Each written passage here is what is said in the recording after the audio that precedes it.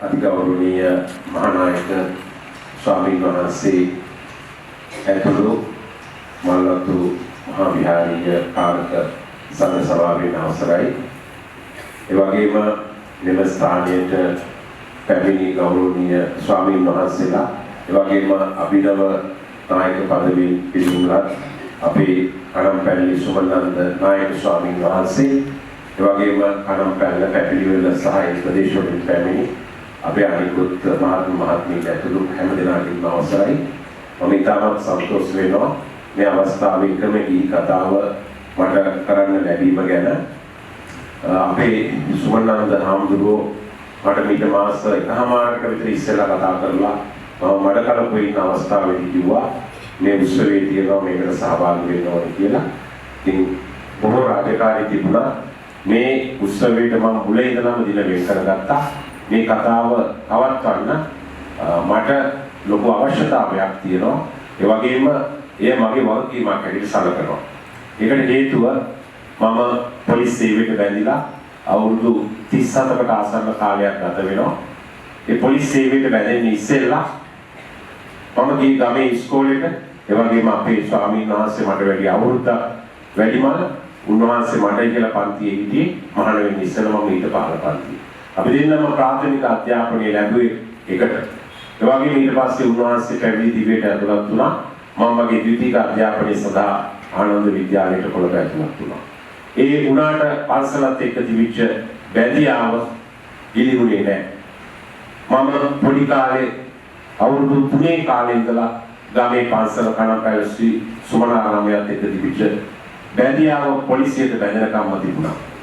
එදා හිටපු ලුණුගම නන්දාරාම හාමුදුරුවෝ තමයි මට අකුරු කිව්වේ. ඒ වගේම එදා සියලෑ හේවාගම් දෙකොල්ලේ ප්‍රධාන සංඝනායක මහෝපාද්‍ය කණම්පැල්ලේ පේමානන්ද හාමුදුරුවෝ තමයි මට තාත්තත් එක්ක පන්සලට ගිය වෙලාවේ ගුරුවරපන් දුන්නේ. ඒ වගේම ඊට පස්සේ හිටපු වටරැක පියතිස්ස හාමුදුරුවෝ සියලෑ හේවාගම් ආපිරිකාව කෝරළාත්‍රේ ප්‍රධාන සංඝනායක හාමුදුරුවෝ තමයි මම පන්සලේ බණවඩුවේ පන්ති කරන වෙලාවේදී මට අවශ්‍ය උපදෙස් දුන්නේ. ඒ වගේම මම හැම අවස්ථාවකදීම උසස් පෙළ කරන කාලේ, සාමාන්‍ය පෙළ කරන කාලේ ගමෙන් ඈත් වෙලා හිටියත් පන්සලත් එක්ක තිබිච්ච බැඳියාව අඩුුන්නේ නැහැ. ඒ බැඳියාව තවදුරටත් වර්ධනය වුණේ අපේ මාතංගවල ආනන්ද නායක ස්වාමීන් වහන්සේත් එක්ක තිබිච්ච බැඳීම නිසා. මම පස්සේ කාලෙක පොලිසියට බැඳිලා ලෝකේ විවිධ රටවල් වල සංචාරය කළා. ඒ වගේම ලෝකේ විවිධ රටවල් වල අවුරුදු 6කට ආසන්න කාලයක් රාජකාරී කළා. ඒ වගේම පොලිස් මාධ්‍ය ප්‍රකාශකවරයා හැටියට අවුරුදු 11ක කාලයක් පස්වතාවක් රාජකාරී කළා. මේ කාලය තුල ලෝකේ සංචාරය කරපුවා ඒ වගේම මාධ්‍ය සාකච්ඡා දහසකට වැඩි සංඛ්‍යාවක සහභාගී වෙලා තිනවා. මේ අවස්ථාවේදී ඉවසීමේ හැම දෙයකින්ම තරහ යන්නේ නැතුව මට ඒ රාජකාරී කරලා පොලිසිය බේරගන්න අවස්ථාව ලැබුණේ මම මේ සුමනන්ද හාමුදුරුවන්ගෙන්, ආනන්ද හාමුදුරුවන්ගෙන්, මම ඉස්සෙල්ලා කියපු නායක හාමුදුරුවන්ගෙන් ලැබිච්ච ආවාස නිසා. එක්තරා රූපවාහිනී වැඩසටහනකදී කොවිඩ් සමයේදී ඒ මාධ්‍යවේදියා මගේ මාධ්‍යවේදී 3 දෙනෙක් පැන ප්‍රශ්න අහනකොට මට ඒවට කිසිම කේන්තියක් ගන්නේ නැතුව උත්තර දෙන්න පුළුවන් වුණා. ඒ පුළුවන් වුණේ ගමේ පන්සලෙන් මම ලැබිච්ච ආවාස නිසා. ඒ නිසා කණම්පැල ශ්‍රී සුමනාරාමය මමත් අතර තියෙන්නේ විඳින්න බැරි, ඒ වගේම කවදාවත් නොබිඳෙන බැඳියාවක්. ඒ නිසා විශේෂයෙන්ම මගේ පාසල් මිත්‍රයා, ඒ වගේම ඊට පස්සුව සසුන්ගත වෙච්ච වසර 60ක් සම්පූර්ණ වෙනවා.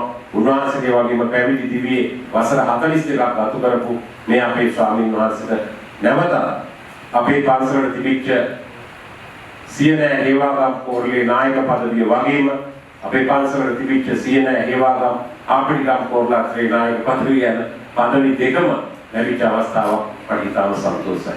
ඒ වගේම අපේ ගෞරවනීය නායක ස්වාමීන් වහන්සේ ගැන කියනවා නම් උන්වහන්සේ සාමාන්‍ය පෙළ දක්වා ඉගෙනගෙන ඊට පස්සේ තමයි මහාන දිවියට පාට ඇතුලේ. ඒ පාට ඇතුලට පස්සේ උන්වහන්සේ පිරිවෙනට ගිහිල්ලා විශ්වවිද්‍යාලයේ විශ්වවිද්‍යාලයට පියනගලා 1991 වර්ෂයේදී යාවර්ධන විශ්වවිද්‍යාලයේ ශාස්ත්‍රීය උපාධිය ඊට පස්සේ කැලණි විශ්වවිද්‍යාලයේ බෞද්ධ දර්ශනය පිළිබඳ ශාස්ත්‍ර ප්‍රතිපාදනයක් ලබා ගත්තා. ඒ වගේම උන්වහන්සේ ඊට පසුව ශ්‍රී ලංකා විමුක්ත විශ්වවිද්‍යාලයේ අධ්‍යාපන වේදිකේ පිළිබඳව පශ්චාත් උපාධි ඩිප්ලෝමාව ලබා ගත්තා. ඒ විතරක් නෙමෙයි උන්වහන්සේ මට මතකයි මමත් ඒ පිරිවෙනේ උගන්වලා තියෙනවා. මම උසස් පෙළ කරන අතරතුර කාලය තුර 1993 වර්ෂයේ කෑරගල පිරිවෙනේ ආචාර්යවරයෙක් හැටියට උන්වහන්සේ පත් වුණා. ඊට පස්සේ 1995 වර්ෂයේ උන්වහන්සේ පරිවිනාධිපති පදවියට පත් වුණා.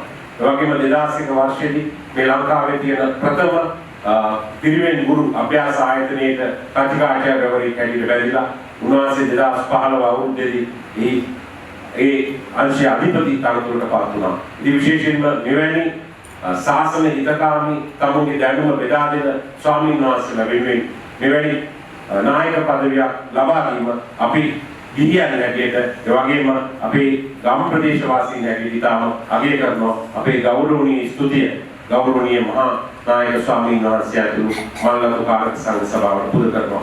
මොකද මෙවැනි උගත් විනයදර ධම්මදර ස්වාමීන් වහන්සේලාට අවශ්‍ය වෙනවා. අපේ මහා නායක ස්වාමීන් වහන්සේ මේ ලෝකේ අද තියෙන විද්‍යාත්මක තාක්ෂණයේ නියමුව තමයි අද අපි කතා කරන මේ WhatsApp, Viber, Imo තාක්ෂණය. ඒ වගේම මේ පණිවිඩ කුමාර තාක්ෂණයේ නියමුව තමයි සර් ආතර් සී ක්ලාක්. ආතර් සී ක්ලාක් මහා බ්‍රිතාන්‍යයේ ඉපදිච්ච ප්‍රොටෙස්ටන්ත ජාතික පුද්ගලයෙක්. ඒ පවුලක ඉපදුනේ. නමුත් උන්ට ආගමක් තිබුණේ නැහැ. ඔය 1945 ඉදිරිපත් කළ එක්තරා දර්ශනයක්. ලෝක ගෝලයට ඉහළින් තියෙන කක්ෂය මත චන්ද්‍රිකා තුනක් එකට තියලා තියන්න පුළුවන් නම් මුළු ලෝකෙම විශ්ව ගාමානයක් වෙනවා කියලා.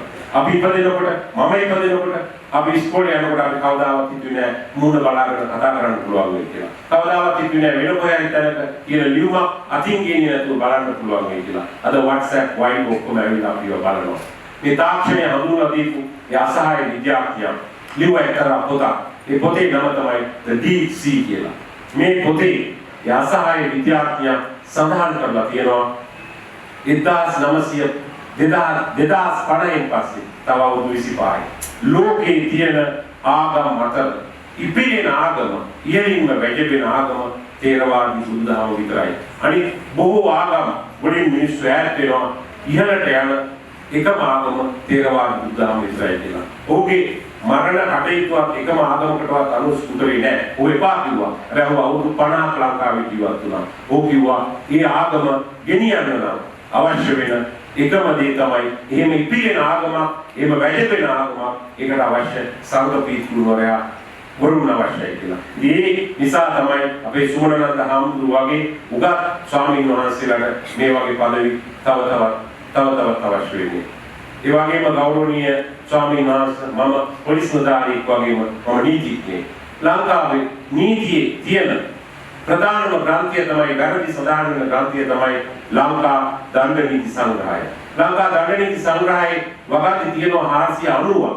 ඔකේ තියෙනවා වැරදි, මිනිමැරීම, මංකොල්ල කෑම, ස්ත්‍රී දූෂණය, වංචාව, හොරකම, පහර දීම, තුවාල සිදු කිරීම, පරිභව කිරීම, විශ්වාසය කඩ කිරීම, විවිධ වැරදි තියෙනවා.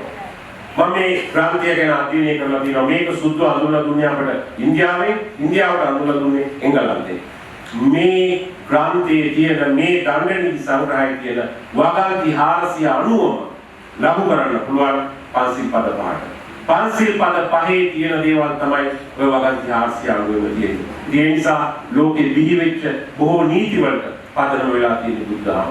ඒ වගේම අපි අද උසාවිය ගැන කතා කරනවා, ඒ වගේම නඩුවාණිය ගැන කතා කරනවා, අපි අනිත් පාර්ශ්වයේ අහුම්කම් දීමේ සිද්ධාන්තය ගැන කතා කරනවා. ඒ කතා කරන බොහෝ දේවල් වලට පදනම වෙලා තියෙන්නේ බුදුදහමේ විනය පිටකය. එදා මහා විහාරයේ භික්ෂුන් වහන්සේලා ඉන්දියාවේ නැවිලා ඉදිරියට ගෙනාවු මේ විනය පිටකය තමයි අද ලෝකයේ බොහෝ පද්ධතිවල බොහෝ යුක්ති අපරාධ යුක්ති ක්‍රමවල මූලාශ්‍රය බවට පත් වෙලා තියෙනවා. හැබැයි ඒවා ප්‍රසිද්ධියේ කවුරු කියන්න කැමති වෙන්නේ නැහැ. ප්‍රසිද්ධියේ කවුරු ඒවා පිළිගන්න කැමති වෙන්නේ නැහැ. ඒ වගේම ලෝකේ පළවෙනි බුද්ධි පරීක්ෂණයේ තිබ්බේ ඉතිහාසයේ ලියවිලා තියෙන බුද්ධි පරීක්ෂණයේ තිබ්බේ අපේ රටේ මිහිඳු හාමුදුරුවෝ දේවානම්පියතිස්ස රජුගෙන් අහනකොට මහරජා මේ ගස කුමක්ද? මේ ගස ඇරෙන්න තව ගස් තියෙනවද? ඒ ගස් ඇරෙන්න තවත් ගස් තියෙනවද? මේක තමයි ලෝකේ පළවෙනි බුද්ධි පරීක්ෂණය IQ ටෙස්ට් ඒක සිද්ධ වුණේ බුදුදහමත් එක්ක.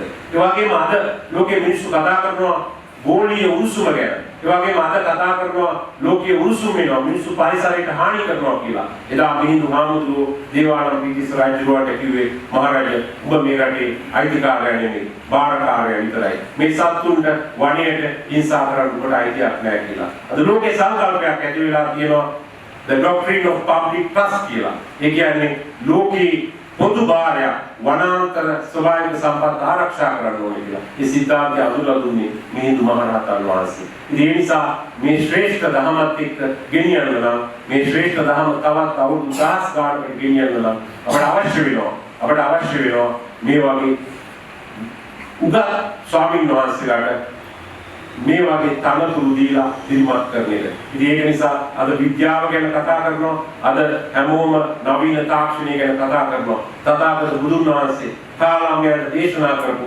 කාලාම සූත්‍රයේ තරම් ලෝක විද්‍යාව ගැන වෙන කිසි තැනක කතා කරන්නේ නැහැ. උන්වහන්සේ දේශනා කරපු කාලාම සූත්‍රයේ තියෙන කරුණු තව අවුරුදු 10,000කින් ලෝකේ පහළ වෙන විද්‍යාඥයින්ට ප්‍රකාශ කරන්න බැරි තරම් ඉදිරි අනාගතයේ ඒකම දේශනා කරලා තියෙනවා. ඒ නිසා අපි මේ බුදුදහම රැක ගන්න බෞද්ධයෝ හැටියට තව තවත් මෙවැනි සුපේශල ශික්ෂාකාමී ස්වාමීන් වහන්සේලා දිරිදීමක් කරන්න ඕනේ. ඉතින් මල්වතු මහා විහාරීය ගෞරවනීය කාර්ය සංඝ සභාව ඒ උත්තරීතර තීරණය ගැනීම අපි තාමාගේ කරනවා. ඒ වගේම අපි ඉපදිච්ච ගම ගැන කියන්න ඕනේ. මම ඉපදිච්ච අපේ ගෞරවනීය නායක හාමුදුරුවෝ ඉපදිච්ච කණම්පැල ගම ඉතාම සුන්දර ගමක්. එක පැත්තකින් බුදුන් වහන්සේගේ ශ්‍රී පාද පත්මේ පාස ලැබපු කැලණි ගම අපේ ගම කෙරෝලින් දිව යනවා. අනෙක් පැත්ත විශේෂයෙන්ම මේ රට අවසාන වර්ෂයෙන් 107 කරපු 6 වෙනි පරාක්‍රම බාහු රජතුමාගේ මුණුපුරාවන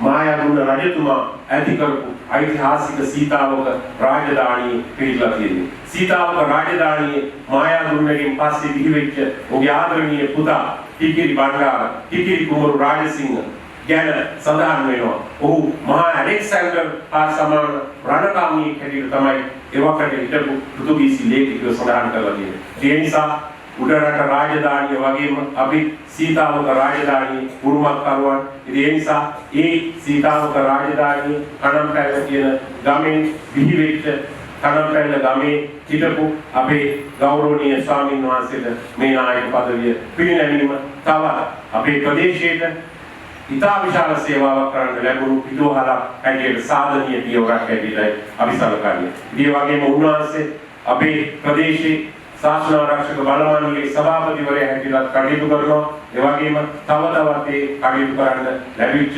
මෙවලමක් පිටුවහලක් හැටියට අපි සැලකන්නේ. ඉතින් මම හිතන්නේ මම ඊට වඩා කතා කරන්න බලාපොරොත්තු වෙන්නේ නැහැ. ඒ නිසා මම නැවතත් කියන්න කැමති මේ අපේ ස්වාමීන් වහන්සේලා විශේෂයෙන්ම සුමනන්ද හාමුදුරුවෝ, ආනන්ද හාමුදුරුවෝ, වඩරැක පීතිස්ස හාමුදුරුවෝ, නන්දාරාම හාමුදුරුවෝ, කණම්පැල්ලේ ප්‍රේමානන්ද හාමුදුරුවෝ, ඒ ස්වාමීන් වහන්සේලාගෙන් ලැබිච්ච බොහෝ කරුණු මට විශ්වවිද්‍යාල වලින් ලබා ගන්න බැරි වුණා. ලෝකේ විශ්වවිද්‍යාල 4ක උපාධි ලබා ගන්න තියෙනවා. ඒ වුණාට බොහෝ තැන්වල සමාජයේ හැසිරෙන්න, කතා කරන්න, මිනිස්සුන්ගේ හිත් දිනා ගන්න, ඒ වගේම සමාජයේ කියන දේ නොකියන දේ මොනවද කියලා දැනගන්න හැම දෙයක්ම මට ලැබුණේ කණම්පැල්ලේ පන්සලේ. ඒ නිසා මම පොලිසියට බැඳලා දීර්ඝ කාලයක් ගත වුණා. මේ අවස්ථාව මට පන්සලෙන් ලැබිච්ච සේවයට කෘතඥ සලකන්න ලැබිච්ච ලොකු අවස්ථාවක් කියලා මම සැලකනවා. ඊට වඩා මම කතා කරන්නේ නැවත වතාවක් අති ගෞරවනීය මහානායක ස්වාමීන් වහන්සේ ඇතුළු මල්වතු මහා විහාරීය කාර්ය සංඝ සභාවට අපගේ කෘතඥතාවය පුද කරනවා. ඒ වගේම අපේ ගෞරවනීය සුමනනන්ද නායක ස්වාමීන් වහන්සේට තව තවත් අපේ රටේ මේ බුදුදහම ඉදිරියට ගෙන යන්න, ඒ වගේම ප්‍රදේශීය සේවය කරන්න, ඒ වගේම ආතසි ක්ලාක් කිව්ව විදිහට තව ඉදිරි අනාගතයේ බිහි වෙන භික්ෂු පරම්පරාවට මේ බුදුදහම ඉදිරියට ගෙන යන්න ඥානය ලබා දෙන්න ශක්තිය ධෛර්යය ලැබේවා කියලා ප්‍රාර්ථනා කරමි.